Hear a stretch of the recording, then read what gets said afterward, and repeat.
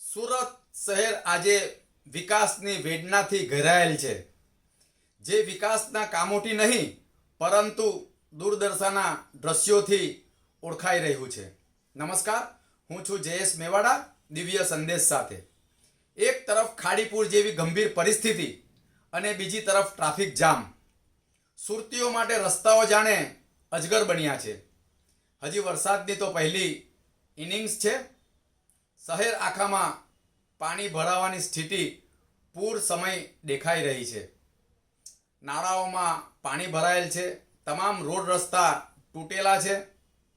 ખાડાઓ તો જાણે કે વેલકમિંગ ગેટ જેવા થઈ ગયા છે.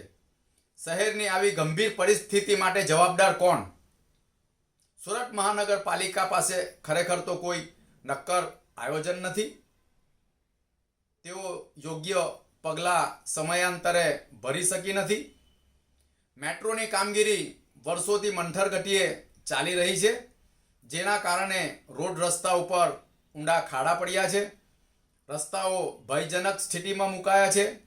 અવરજવરના તમામ માર્ગો ઠપ થયા છે. રસ્તાની હાલત ખૂબ જ દયનીય બનવા પામી છે.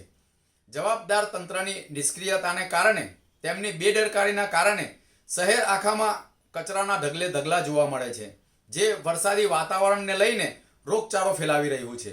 ડેન્ગ્યુ, મેલેરિયા તેમજ પાણીજન્ય રોગોએ શહેરને આખાને ભરદામાં લીધું હોય તેવું દેખાઈ રહ્યું છે. શાળાઓની હાલતો કફોડી છે. બાળકો ભયના ઓઠા હેઠળ ભણવા જઈ રહ્યા છે.